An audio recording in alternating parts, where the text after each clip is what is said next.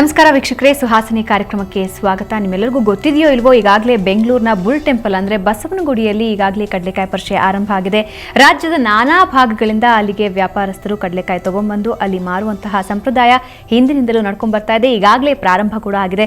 ಹಾಗಾದರೆ ನಾನು ಯಾಕೆ ಕಡಲೆಕಾಯಿ ಬಗ್ಗೆ ಮಾತಾಡ್ತಾ ಇದ್ದೀನಿ ಅಂದರೆ, ಕಡಲೆಕಾಯಿ ವಿಷಯವೇ ಇವತ್ತು ನಮ್ಮ ಮುಂದೆ ಇರುವಂತಹ ಪ್ರಸ್ತಾಪ. ಸೊ ಕಡಲೆಕಾಯಿಂದ ಏನೆಲ್ಲ ಉಪಯೋಗಗಳಿವೆ, ಇದೇ ವಿಷಯದ ಬಗ್ಗೆ ಇವತ್ತಿನ ಸುಹಾಸಿನಿ ಬೆಳಚಲತೆ. Once again welcome to the show. ನಾನು ಭಾವನಾ.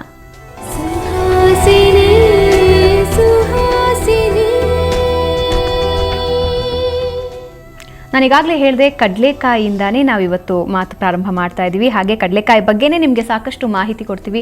ಒಂದು ಪ್ರಶ್ನೆ ಉದ್ಭವ ಆಗಬಹುದು, ಕಡಲೆಕಾಯಿ ತಿನ್ನೋಕೆ ಬಳಸ್ತೀವಿ, ಅದ್ರ ಬಗ್ಗೆ ಮಾತಾಡೋದೇನು ಅಂತ. ಕಡಲೆಕಾಯಿ ಕೇವಲ ತಿನ್ನೋಕೆ ಮಾತ್ರ ಬಳಸೋದಿಲ್ಲ, ಹಲವಾರು ಉಪಯೋಗಗಳಿವೆ. ಆ ಉಪಯೋಗಗಳನ್ನು ತಿಳಿಸ್ಕೊಡೋದಕ್ಕೆ ನಮ್ಮ ಜೊತೆ ಇದ್ದಾರೆ ಬ್ಯೂಟಿಷಿಯನ್ ದೀಪಾ ನಾಗೇಶ್. ದೀಪಾ, ಕಾರ್ಯಕ್ರಮಕ್ಕೆ ಸ್ವಾಗತ. Thank you. ನಾನು ಈಗಾಗಲೇ ಹೇಳಿದೆ, ಅಂದರೆ ಯೂಶಲಿ ನಾವು ಕಡಲೆಕಾಯಿ ಅಂದ ತಕ್ಷಣ ತಿನ್ನೋದಕ್ಕೆ ಮಾತ್ರ ಬಳಸ್ತೀವಿ ಅಂತಲೇ ಯೋಚನೆ ಮಾಡ್ತೀವಿ. ಬಟ್ ಇವಾಗ ನೀವು ತಂದಿರೋ ಕಾನ್ಸೆಪ್ಟ್ ಇಟ್ಸ್ ರಿಯಲಿ ನ್ಯೂ. ಬೇರೆಯವ್ರು ಕೇಳಿದ್ರೆ ನಿಜವಾಗಿ ಇದು ಸಾಧ್ಯನಾ ಅಂತ ಅನ್ಸುತ್ತೆ. ಸೊ ವಿಂಟರ್ ಸೀಸನ್ಗೆ ಕಡಲೆಕಾಯಿ ಎಷ್ಟರ ಮಟ್ಟಿಗೆ ಯೂಸ್ಫುಲ್? ತುಂಬಾನೇ ಯೂಸ್ಫುಲ್. ಹೇಗೆ ಅಂತಂದ್ರೆ, ಈಗ ನೀವು ಹೇಳಿದ್ರಲ್ಲ ಹಾಗೇನೆ ಈಗಷ್ಟೇ ಇದು ಸ್ಟಾರ್ಟ್ ಆಗಿದೆ, ಕಡಲೆಕಾಯಿ ಪರಿಷೆ ಸ್ಟಾರ್ಟ್ ಆಗಿದೆ. ಸೊ ನಮ್ಮ ಹಿಂದಿನ ಶಾಸ್ತ್ರಗಳು, ಸಂಪ್ರದಾಯಗಳು ಅಥವಾ ಒಂದು ಆಚಾರ ವಿಚಾರ ಆಗ್ಬೋದು, ಅದೆಲ್ಲ ಹೇಗೆ ಮಾಡಿರ್ತಾರೆ ಅಂದ್ರೆ ಆ ಸೀಸನ್ಗೆ ತಕ್ಕ ಹಾಗೆ ಮಾಡಿರ್ತಾರೆ.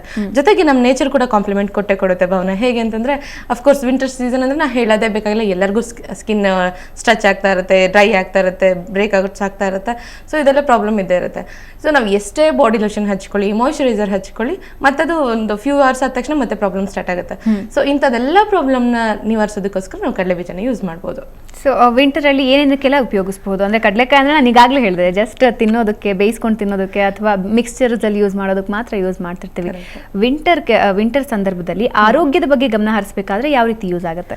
ವಿಂಟರ್ ಅಂದ್ರೆ ಎಸ್ಪೆಷಲಿ ನಾವು ಈಗ ಕಾರ್ತಿಕ ಮಾಸ ಅಂತ ಏನು ಹೇಳ್ತೀವಿ, ಇದು ಕೊನೆ ವಾರದಲ್ಲಿ ಅಂದ್ರೆ ಈಗ ಚಳಿ ತುಂಬಾ ಜಾಸ್ತಿ ಇರುತ್ತೆ. ಸೊ ಈ ಚಳಿ ಜಾಸ್ತಿ ಇರುವಂತ ಟೈಮಲ್ಲಿ ನಮ್ಗೇನಾಗುತ್ತೆ, ಸ್ಕಿನ್ ಕೆಳಗಡೆ ಒಂದು ಸೆಲ್ಯುಲರ್ ಲೇಯರ್ ಅಂತ ಇರುತ್ತೆ, ಅದ್ರ ಕೆಳಗಡೆ ಅಂದ್ರೆ ಟಿಶ್ಯೂ ಕೆಳಗಡೆ ಇರುವಂತದ್ರಲ್ಲಿ ಕೊಲೆಸ್ಟ್ರಾಲ್ಸ್ ಇರುತ್ತೆ, ಜೊತೆಗೆ ಬೇರೆ ಬೇರೆ ಲೇಯರ್ಸ್ ಇರುತ್ತೆ ಭಾವನ. ಅದರಲ್ಲಿ ಎಸ್ಪೆಷಲಿ ನಾವು ಮಾತಾಡ್ತಿರೋದು ಸೀಬಮ್ ಅಂತ ಹೇಳ್ಬಿಟ್ಟು.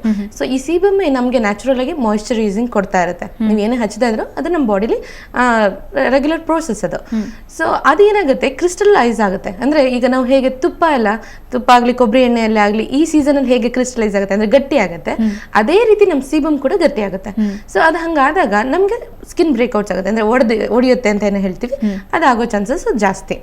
ಸೊ ಈ ಕಡಲೆ ಬೀಜನ ಸೇವನೆ ಅಥವಾ ತಿನ್ನೋದ್ರಿಂದ ಆಗ್ಲಿ ಅಥವಾ ಅದನ್ನ ಅಪ್ಲಿಕೇಶನ್ ಇಂದ ಆಗ್ಲಿ ನಾವು ಈ ಸೀಬಮ್ ನ ಆಕ್ಟಿವೇಟ್ ಮಾಡ್ಬೋದು. ಮತ್ತೆ ನ್ಯಾಚುರಲ್ ಆಯಿಲ್ ಕೊಡುತ್ತೆ ಅದು.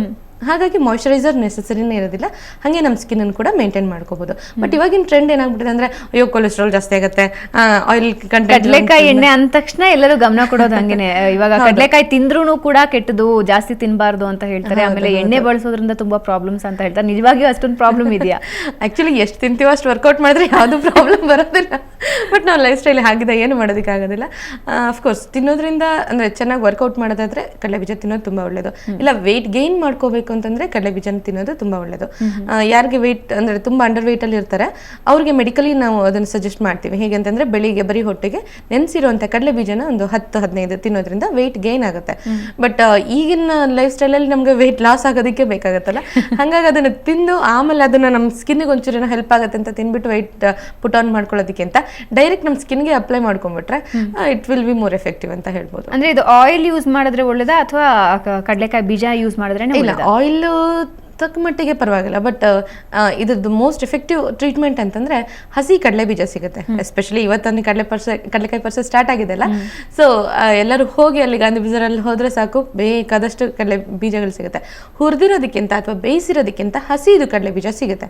ಅದನ್ನ ಜಸ್ಟ್ ಅದನ್ನು ನಟ್ಸ್ ತಗೊಂಡ್ಬಿಟ್ಟು ಅದನ್ನು ಚೂರು ಹಾಲಿನ ಜೊತೆ ಫೈನ್ ಪೇಸ್ಟ್ ಮಾಡ್ಕೋಬೇಕು. Okay, very simple. ಹಸಿ ಕಡಲೆ ಬೀಜ, ಒಂಚೂರು ಹಾಲು, ಎರಡನ್ನೂ ಸೇರಿಸಿ ಒಂದು ಫೈನ್ ಪೇಸ್ಟ್ ಮಾಡಿಕೊಂಡು ಅದನ್ನ ಬ್ಯೂಟಿ ಪ್ರಾಡಕ್ಟ್ ಆಗಿ ಯೂಸ್ ಮಾಡ್ಕೊಳ್ಳುವಂಥದ್ದು. ನಾವೀಗ ಹೆಂಗೆ ಆಲ್ರೆಡಿ ಕ್ಲಿಪ್ಪಿಂಗಲ್ಲಿ ತೋರಿಸ್ತಾ ಇರೋ ಹಾಗೆನೆ ಅದನ್ನ skin care, hair care, hand care ಎಲ್ಲದಕ್ಕೂ ಯೂಸ್ ಮಾಡ್ಕೋಬಹುದು. ಇದು ಮಾತ್ರ ಅಲ್ಲ ಭಾವನಾ, ಈಗ ನಾವು ಇಂಟೇಕ್ ಅಂತಂದ್ರೆ ತಿನ್ನೋದ್ರಿಂದ ಪಿತ್ತ ಜಾಸ್ತಿ ಆಗುತ್ತೆ ಅಂತ ಹೇಳ್ತೀವಿ ಆಯುರ್ವೇದಿಕಲಿ. ಸೊ ಅದನ್ನ ಕೂಡ ನಾವು ರೆಡ್ಯೂಸ್ ಮಾಡ್ಕೋಬಹುದು. ಎಸ್ಪೆಷಲಿ ಈ 3 days ಅಲ್ಲಿ ನಾವೇನಾದ್ರು ತಿಂದ್ರೆ ಅದು ಅಷ್ಟರ ಮಟ್ಟಿಗೆ ಎಫೆಕ್ಟಿವ್ ಆಗಿರಲ್ಲ, ಅಂದ್ರೆ ಪಿತ್ತ ಜಾಸ್ತಿ ಆಗೋದಿಲ್ಲ. ಈ ಸೀಸನಲ್ಲಿ ತಗೊಂಡ್ರೆ. ಸೊ ಇಂಟೇಕು ತಗೋಬಹುದು, ಅದಿಲ್ಲ ಅಂತಂದ್ರೆ ಎಕ್ಸ್ಟರ್ನಲ್ಲಿ ಅಪ್ಲಿಕೇಶನ್ ಮಾಡ್ಕೋಬಹುದು. ಅಂದ್ರೆ ನಾವು ಯೂಶಲಿ ಇವಾಗ ಮಿಕ್ಸ್ಚರ್ಸ್ಗೆ ಯೂಸ್ ಮಾಡ್ತಿರ್ತೀವಿ. ಇವಾಗ ಫ್ರೈ ಮಾಡಿ ಯೂಸ್ ಮಾಡುವಂತಹ ಪೀನಟ್ಸ್ ಎಷ್ಟರ ಮಟ್ಟಿಗೆ ಆರೋಗ್ಯದ ಮೇಲೆ ಪ್ರಭಾವ ಬೀರುತ್ತೆ ಅಂತ? ಯಾಕೆಂದ್ರೆ ಇವಾಗ ನೀವು ನೋಡ್ಬೋದು, ಪೀನಟ್ಸ್ ಅಂದ್ರೆ ನಾರ್ಮಲಿ ಯಾರು ಹಾಗೆ ತಿನ್ನೋದಂತೂ ಬಳಕೆಯಲ್ಲಿ ಇಲ್ಲ, ಅದಕ್ಕೆ ಮಸಾಲೆ ಬಳಸ್ತಾರೆ ಅಥವಾ ಬೇರೆದ್ರಲ್ಲಿ ಮಿಕ್ಸ್ ಮಾಡ್ಕೊಂಡು ಬಳಸ್ತಾರೆ. ಅದು ದೇಹದ ಮೇಲೆ ಯಾವ ರೀತಿ ಪರಿಣಾಮ ಬೀರುತ್ತೆ ಅಂದ್ರೆ ತುಂಬಾ ಬ್ಯಾಡ್ ಎಫೆಕ್ಟ್ ಆಗುತ್ತೆ ಅಂತ ತುಂಬಾ ಜನ ಭಯ ಪಡ್ತಾರೆ. ಖಂಡಿತ ಮುಂಚೆ ಎಲ್ಲ ಇದನ್ನ ತಗೊಳ್ತಿದ್ರು, ಅಷ್ಟೇ ಹಾರ್ಡ್ ವರ್ಕ್ ಮಾಡ್ತಿದ್ರು, ಹಾಗಾಗಿ ಏನು ತೊಂದರೆ ಆಗ್ತಿರ್ಲಿಲ್ಲ. ಬಟ್ ಇವಾಗ ಏನಾಗುತ್ತೆ ಅಂದ್ರೆ ನೀವು ಯಾವುದೇ ಫಾರ್ಮ್ ಅಲ್ಲಿ ಅಂದ್ರೆ ಕಡಲೆ ಬೀಜನ ಹಸಿ ಕಡಲೆ ಬೀಜ ತಿನ್ನೋದ್ರಿಂದ ಅದೇನು ಸೈಡ್ ಎಫೆಕ್ಟ್ ಆಗೋದಿಲ್ಲ. ಅಂದ್ರೆ ಅದರಲ್ಲಿ ಕೊಲೆಸ್ಟ್ರಾಲ್ ಲೆವೆಲ್ ಕಡಿಮೆ ಇರುತ್ತೆ, ಸ್ಯಾಚುರೇಟೆಡ್ ಫ್ಯಾಟ್ ಅಂತ ಏನು ಹೇಳ್ತೀವಿ ಅದು ಕಡಿಮೆ ಇರುತ್ತೆ. ಬಟ್ ಅದು ಯಾವಾಗ ನಾವು ಹುರಿದು ಬಿಡ್ತೀವಿ ಅಂದ್ರೆ ಅದನ್ನ ಇದು ಡೈರೆಕ್ಟ್ ಆಗಿ ಎಣ್ಣೆಲಿ ಹಾಕಿ ಡೀಪ್ ಫ್ರೈ ಮಾಡ್ಬೋದು, ಅಥವಾ ಅದ್ರದ್ದು ಕವರ್ ಸಮೇತನೇ ಅದನ್ನ ಹುರಿದಿರ್ಬೋದು. ಹುರಿದಿದ ತಕ್ಷಣನೇ ಅದ್ರದ್ದು ಸ್ಯಾಚುರೇಟೆಡ್ ಫ್ಯಾಟ್ ಕಂಟೆಂಟ್ಸ್ ಜಾಸ್ತಿ ಆಗ್ಬಿಡುತ್ತೆ. ಸೊ ಆದಷ್ಟು ಅದನ್ನ ಬೇಯಿಸಿ ಅಥವಾ ಹಸಿದಾಗಿ ಯೂಸ್ ಮಾಡ್ಕೊಳ್ಳೋದು ತುಂಬಾ ಒಳ್ಳೇದು. ಸೊ ಬೇರೆ ಯಾವೆಲ್ಲ ವಿಧಗಳಲ್ಲಿ ವಿಂಟರ್ ಸೀಸನ್ ಮುಖ್ಯವಾಗಿ ಚಳಿಗಾಲದಲ್ಲಿ ಯಾವೆಲ್ಲ ರೀತಿ ಇದನ್ನ ಬಳಸ್ಕೋಬಹುದು ಅಂದ್ರೆ ಕಡಲೆಕಾಯಿನ ಬಳಸ್ಕೋಬಹುದು ನಾವು? ಕಡಲೆಕಾಯಿನ ನಾ ಹೇಳ್ದಂಗೆ ಸ್ಕಿನ್ ಕೇರ್ ಹೇರ್ ಕೇರ್ಗಂತೂ ಆಬ್ವಿಯಸ್ಲಿ ಯೂಸ್ ಮಾಡ್ತೀವಿ. ಬಟ್ ಒಂದು ಹೇಳೋದಕ್ಕೆ ಇಷ್ಟಪಡ್ತೀನಿ, ಇವಾಗ ನಾವು ಯಾವುದೇ ಟ್ರೀಟ್ಮೆಂಟ್ ಮಾಡಿದ್ರು ಆಯುರ್ವೇದಿಕಲ್ ಟ್ರೀಟ್ಮೆಂಟ್ ಅಂತ ನಾವೇನು ಹೇಳ್ತೀವಿ, ಈಗ ಬ್ಯೂಟಿ ಇಂಡಸ್ಟ್ರಿಲೇ ಆಗಿರ್ಬೋದು, ನಾವು ಯಾವಾಗ ಅದನ್ನ ಇಂಟರ್ನಲಿ ಅಂದ್ರೆ ನಮ್ಮ ಸ್ಕಿನ್ನಾಗಲಿ ಹೇರ್ನಾಗಲಿ ಇಂಟರ್ನಲಿ ಅದು ಹೆಲ್ದಿ ಆಗಿಬಿಟ್ಟಿದ್ದಾಗ ನಾವು ಎಕ್ಸ್ಟರ್ನಲ್ ಅಪ್ಲಿಕೇಶನ್ಸ್ ಯಾವ್ದ್ರದ್ದು ನೆಸೆಸರಿನೇ ಇರೋದಿಲ್ಲ. ಸೊ ಈ ಸೀಸನ್ ಅಲ್ಲಿ ಸಾಧಾರಣ ನೋಡಿ ನೀವು ಎಲ್ಲರೂ ಲೀಟರ್ ಗಟ್ಟಲೆ ಮಾಯಿಶ್ಚರೈಸರ್ಸು, ಬಾಡಿ ಲೋಷನ್ಸು ಇದೆಲ್ಲ ತಗೊಂಡು ಅದನ್ನ ಅಪ್ಲೈ ಮಾಡ್ತಾರೆ. ಬಟ್ ಅದ್ರಲ್ಲಿ ಕ್ಲಿಯರ್ ಕಟ್ ಆಗಿ ಮೆನ್ಷನ್ ಮಾಡ್ಬಿಟ್ಟಿರ್ತಾರೆ, protects 3 hours, protects 5 hours, 8 hours ಅಂತ ಹಿಂಗೆಲ್ಲ ಮಾಡಿರ್ತಾರೆ. ಅದೇನಾಗುತ್ತಂದ್ರೆ ನಾವು ಅಪ್ಲೈ ಮಾಡಿದಾಗ ಅಷ್ಟೇ ಅದು ಕೆಲಸ ಮಾಡ್ತಾ ಇರ್ತದೆ, ಅಥವಾ ಒಂದು ಚೂರು ಅದು ಹೆಲ್ಪ್ ಮಾಡ್ಬೋದು ಅಷ್ಟೇ ಸ್ಕಿನ್ಗೆ. ಬಟ್ ಈ ನ್ಯಾಚುರಲ್ ಪ್ರಾಡಕ್ಟ್ಸ್ಗಳನ್ನ ನಾವು ಯೂಸ್ ಮಾಡ್ತಾ ಏನಾಗುತ್ತೆ, ನಮ್ಮ ಸ್ಕಿನ್ ಹೆಲ್ದಿ ಆಗ್ಬಿಟ್ಮೇಲೆ ಅದು ಯಾವ ಪ್ರಾಡಕ್ಟ್ಸ್ ಅಥವಾ ಕೆಮಿಕಲ್ ಓರಿಯೆಂಟೆಡ್ ಕಾಸ್ಮೆಟಿಕ್ಸ್ಗಳನ್ನ ಯೂಸ್ ಮಾಡೋ ನೆಸೆಸರಿನೇ ಇರಲ್ಲ ಭಾವನ. ಓಕೆ, ಅಂದ್ರೆ ಇದನ್ನ ಯಾವ ರೀತಿ ಯೂಸ್ ಮಾಡ್ಬೇಕಾಗುತ್ತೆ ಅಂದ್ರೆ ಒಂದಿನ ಬಿಟ್ಟು ಒಂದಿನಾನ ಅಥವಾ ವಾರಕ್ಕೆ ಒಂದ್ಸಲನ, ಹೇಗೆ ಇದು ಕಂಟಿನ್ಯೂ ಮಾಡ್ತಾನೆ ಇರ್ಬೇಕಾ ಅಥವಾ ಒಂದ್ಸಲ ಯೂಸ್ ಮಾಡ್ಬಿಟ್ರೆ ಸಾಕಾ? ಹೇಗೆ ಯೂಶಲಿ ಪಾರ್ಲರ್ಗಳಿಗೆ ಹೋಗ್ಬೇಕಂದ್ರೆ ಸ್ವಲ್ಪ ಅಂದ್ರೆ ಒನ್ಸ್ ಇನ್ ಅ ಮಂತ್ ಮಾಡಿಸ್ಕೊಳ್ಬೋದು. ಮನೇಲಿ ಟ್ರೀಟ್ ಮಾಡ್ಕೊಳ್ಳೋ ಒನ್ಸ್ ಇನ್ ವೀಕ್ ಮಾಡ್ಕೋಬಹುದು. ಬಟ್ ಎವ್ರಿ ಡೇ ಮಾಡ್ಕೊಳ್ಳೋದು ಅಷ್ಟು ಸರಿಯಲ್ಲ, ಯಾಕಂದ್ರೆ ಅಧಿಕಸ್ಯಂ ಅಮೃತಂ ವಿಷಂ ಅಂತ ಹೇಳ್ತೀವಲ್ಲ. ಸೊ ಎವ್ರಿ ಡೇ ಮಾಡ್ಕೊಳ್ತಾ ಇದ್ರೆ ಸ್ಕಿನ್ ಸೆನ್ಸಿಟಿವ್ ಆಗ್ಬಿಡುತ್ತೆ. ಅದ್ರ ಬದಲು ವೀಕ್ಲಿ ಒನ್ಸ್ ಈ ನಾವೇನ್ ಪೇಸ್ಟ್ ಮಾಡ್ಕೊಂಡಿರ್ತೀವಿ ಅದನ್ನ ಯೂಸ್ ಮಾಡ್ಕೋಬಹುದು. ಆಮೇಲೆ ಇದು ಬೇರೆ ಎಲ್ಲ ಮಾಯಿಶ್ಚರೈಸರ್ಸ್ ಗಳ ತರ ಕೆಲಸ ಮಾಡೋದಿಲ್ಲ ಇದು, ಅಂದ್ರೆ ಬರೀ ಹಚ್ಚಿದಾಗ ಅಷ್ಟೇ ಕೆಲಸ ಮಾಡೋದಿಲ್ಲ. ಏನ್ ಡಿಫರೆನ್ಸ್ ಬೇರೆ ಮಾಯಿಶ್ಚರೈಸರ್ಸ್ ನಾವು ಡೈಲಿ ಯೂಸ್ ಮಾಡೋದಕ್ಕೂ ಅಥವಾ ಕಡಲೆಕಾಯಿ ಮಾಯಿಶ್ಚರೈಸರ್ಗೂ? ಇದು ಬೇರೆ ಮಾಯಿಶ್ಚರೈಸರ್ ಜಸ್ಟ್ ಅಪ್ಪರ್ ಲೇಯರ್ ನ ಮಾತ್ರ ಅದು ಸೂದಿಂಗ್ ಮಾಡಿರುತ್ತೆ, ಬಟ್ ಇಂಟರ್ನಲ್ಲಿ ಅದು ಏನು ಕೆಲಸ ಮಾಡಿರಲ್ಲ. ನಾವು ಈ ಕಡಲೆ ಬೀಜನ ಯೂಸ್ ಮಾಡಿರ್ತೀವಲ್ಲ, ಇದರಲ್ಲಿ ನಾವು ಗ್ರೈಂಡ್ ಮಾಡಿದಾಗ ಅಂದ್ರೆ ಫೈನ್ ಪೇಸ್ಟ್ ಮಾಡಿದಾಗ ಅದ್ರದ್ದು ಲ್ಯಾಕ್ಟಸ್ ಅಂತ ರಿಲೀಸ್ ಆಗುತ್ತೆ. ಅಂದ್ರೆ ನಾವೀಗ ಅದನ್ನ ಚೀವ್ ಮಾಡ್ಬೇಕಂದ್ರೆ ಹಾಲ್ ತರ ಹಿಂಗೆ ಒಂಥರ ಫೀಲ್ ಆಗುತ್ತಲ್ಲ, ಸೊ ಅದು ಲ್ಯಾಕ್ಟಸ್ ರಿಲೀಸ್ ಆಗಿರುತ್ತೆ ನಾವು ಗ್ರೈಂಡ್ ಮಾಡಿದಾಗ. ಆ ಲ್ಯಾಕ್ಟಸ್ ಏನಾಗುತ್ತೆ ತುಂಬಾ ಈಸಿಯಾಗಿ ನಮ್ಮ ಸ್ಕಿನ್ ಒಳಗಡೆ ಪೆನಿಟ್ರೇಟ್ ಆಗೋಗುತ್ತೆ. ಸೊ ಹಂಗೆ ಪೆನಿಟ್ರೇಟ್ ಆಗೋದಾಗ ನಾವು ಅಪ್ಲೈ ಮಾಡಿ ಒಂದು 20 minutes ಬಿಟ್ಟು ವಾಶ್ ಮಾಡಿದ್ರೆ ಫ್ಯೂಚರ್ ಅಂದ್ರೆ ಇನ್ನೊಂದು 3-4 days ನಿಮ್ಗೆ ಯಾವ ಮಾಯಿಶ್ಚರೈಸರ್ಸ್ ನೆಸೆಸರಿ ಇರಲ್ಲ, ಅಷ್ಟು ಚೆನ್ನಾಗಿ ನಿಮ್ ಇಂಟರ್ನಲಿ ಸ್ಕಿನ್ ಹೆಲ್ದಿ ಆಗ್ಬಿಟ್ಟಿರುತ್ತೆ. ಸೊ ಇದನ್ನ ಬೇರೆ ಸೀಸನ್ ಅಲ್ಲಿ ಯೂಸ್ ಮಾಡಬಹುದಾ? ರೈನಿ ಸೀಸನ್ ಅಥವಾ ಸಮ್ಮರ್ ಸೀಸನ್ಸ್ ಅಲ್ಲಿ ಯೂಸ್ ಆಗುತ್ತಾ ಅಥವಾ ವಿಂಟರ್ ಸೀಸನ್ ಮಾತ್ರ? ವಿಂಟರಲ್ಲೇ ತುಂಬಾ ಯೂಸ್ ಆಗೋದು ಇದು, ಯಾಕಂದ್ರೆ ಸಮ್ಮರ್ ಅಲ್ಲೆಲ್ಲ ನಮಗೆ ಟ್ಯಾನ್ ಓರಿಯೆಂಟೆಡ್ ಯೂಸ್ ಮಾಡ್ತೀವಿ, ಡಿ ಟ್ಯಾನ್ ಏನು ಮಾಡಲ್ಲ. ಇದು just very good moisturiser. So ಇದನ್ನ ಮಾಯಿಶ್ಚರೈಸಿಂಗ್ ಕಂಟೆಂಟ್ ಇರೋದ್ರಿಂದ ವಿಂಟರ್ ಅಲ್ಲಿ ಅಷ್ಟೇ ಜಾಸ್ತಿ ಯೂಸ್ ಮಾಡ್ತೀವಿ. ಓಕೆ, ನಾವು ಸ್ಕಿನ್ ಗೆ ಯೂಸ್ ಮಾಡೋದು ಅಂದ್ರೆ ಫೇಸ್ ಗೆ ಯೂಸ್ ಮಾಡೋದಾದ್ರೆ ಯಾವ ರೀತಿ ಯೂಸ್ ಮಾಡಬಹುದು? ಇದನ್ನ ಫೈನ್ ಪೇಸ್ಟ್ ಮಾಡ್ಕೋಬೇಕು. ನಾನು ಅವಾಗಲೇ ಹೇಳ್ದಂಗೆ ಹಸಿ ಕಡಲೆ ಬೀಜನ ತಗೊಂಡು ಅದಕ್ಕೆ ಒಂಚೂರು ಹಾಲು ಹಾಕಿ ಮಿಕ್ಸರ್ ಅಲ್ಲಿ ಹಾಕಿ ಚೆನ್ನಾಗಿ ಅದನ್ನ ಫೈನ್ ಪೇಸ್ಟ್ ಮಾಡ್ಕೋಬೇಕು. ಫೈನ್ ಪೇಸ್ಟ್ ಮಾಡ್ಕೊಳ್ಳುವಾಗ ನೀರ್ ಬದಲು ಒಂಚೂರು ಹಾಲು ಹಾಕಿದ್ರೆ ತುಂಬಾ ಒಳ್ಳೇದು. ಓಕೆ, ಏನಕ್ಕೆ ಹಾಲು ಯಾತಕ್ಕೆ? ಅದ್ರದ್ದು ಲ್ಯಾಕ್ಟಸ್ ಇದ್ರ ಲ್ಯಾಕ್ಟಸ್ ಎರಡು ಮಿಕ್ಸ್ ಆದಾಗ ತುಂಬಾ ಚೆನ್ನಾಗಿ ಎಫೆಕ್ಟಿವ್ ಆಗಿರುತ್ತೆ ಅಂತ ಹೇಳ್ತೀವಿ. ಓಕೆ, ಸೊ ಈ ಫೈನ್ ಪೇಸ್ಟ್ ಒಂದ್ಸತಿ ನಾವು ಮಾಡಿ ಇಟ್ಕೊಂಡ್ಬಿಟ್ರೆ 3 days ವರೆಗೂ ಫ್ರಿಜ್ ಅಲ್ಲಿ ಇಟ್ಕೋಬಹುದು, ಏನು ತೊಂದರೆ ಆಗಲ್ಲ. ಸೊ ಅದನ್ನ ಯೂಸ್ ಮಾಡ್ಬೇಕಂದ್ರೆ ಮಾತ್ರ ತೆಗೆದಿಟ್ಬಿಟ್ಟು ರೂಮ್ ಟೆಂಪರೇಚರ್ ಬಂದ್ಮೇಲೆ ಯೂಸ್ ಮಾಡಬೇಕು. ಓಕೆ, ಸೊ ಈ ಏನು ಫೈನ್ ಪೇಸ್ಟ್ ಮಾಡ್ಕೊಂಡಿರ್ತೀವಿ ಅದನ್ನ ಮನೇಲಿ ಯೂಸ್ ಮಾಡ್ಕೊಳ್ಳೋಂಥವ್ರು ಬೇಕಾದ್ರೆ ಜಸ್ಟ್ ಫೇಸ್ಗೆ ಅಪ್ಲೈ ಮಾಡಿಕೊಂಡು ಲೈಟಾಗಿ ಒಂದು 20 minutes ಮಸಾಜ್ ಮಾಡಿ ಒಂದು ಸ್ವಲ್ಪ ಸ್ಟೀಮ್ ತಗೊಂಡು ಆಮೇಲೆ ಅದನ್ನು ವೈಪ್ ಔಟ್ ಮಾಡ್ಬಿಡ್ಬೋದು.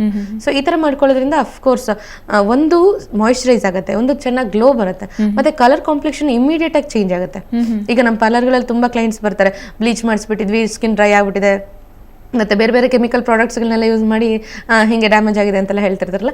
ಸೊ ಅವ್ರಿಗೆ ತುಂಬ ಲಾಂಗ್ ಪ್ರೋಸೆಸ್ ಅಂತಂದರೆ, ನೀವು ಆಯುರ್ವೇದ ಅಂದ ತಕ್ಷಣ ತುಂಬ ಜನ ಹೆದರೋದೇನೆಂದರೆ ಕಂಟಿನ್ಯೂಸ್ ಆಗಿ ಬರ್ತಾ ಇರ್ಬೇಕು ಸಿಟ್ಟಿಂಗ್ಸ್ ಅಂತ. ಇದೆಲ್ಲ ಹಾಗೆಲ್ಲ ಏನಿರೋದಿಲ್ಲ. ಈ ಕಡಲೆ ಬೀಜದ ಅಥವಾ ನಾವೇನು ಪೀನಟ್ ಟ್ರೀಟ್ಮೆಂಟ್ ಅಂತ ಮಾಡ್ತೀವಿ, ಆ ಸ್ಪಾ ಟ್ರೀಟ್ಮೆಂಟಲ್ಲಿ ಒಂದೇ ಸತಿಗೆ ತುಂಬ ಕ್ಲಿಯರ್ ಆಗುತ್ತೆ. ಓಕೆ, ಆ ಟ್ರೀಟ್ಮೆಂಟ್ ಬಗ್ಗೆ ನಿಮ್ಮ ಜೊತೆ ಇನ್ನಷ್ಟು ಮಾತಾಡ್ತೀನಿ. ಸೊ ವೀಕ್ಷಕರೇ ನೋಡಿದ್ರಲ್ಲ, ಕಡಲೆಕಾಯಿ ಬರೀ ತಿನ್ನೋದಕ್ಕೆ ಮಾತ್ರ ಅಲ್ಲ, ಸಾಕಷ್ಟು ರೀತಿಯಲ್ಲಿ ಉಪಯೋಗ ಆಗುತ್ತೆ. ಈಗಂತೂ ಚಳಿಗಾಲ ಪ್ರಾರಂಭ ಆಗಿದೆ, ಮೈಕೈ ಹೊಡ್ಕೊಳ್ಳುತ್ತೆ, ಡ್ರೈ ಆಗುತ್ತೆ, ಡಲ್ ಆಗುತ್ತೆ, ಆ ಎಲ್ಲದಕ್ಕೂ ಈ ಒಂದು ಕಡಲೆಕಾಯಿಯಲ್ಲಿ ಉತ್ತರ ಇದೆ. ಇದ್ರ ಬಗ್ಗೆ ಇನ್ನಷ್ಟು ಮಾಹಿತಿ ಕೊಡ್ತೀನಿ. ಅದಕ್ಕೂ ಮುಂಚೆ ಒಂದು ಸಣ್ಣ ವಿರಾಮ.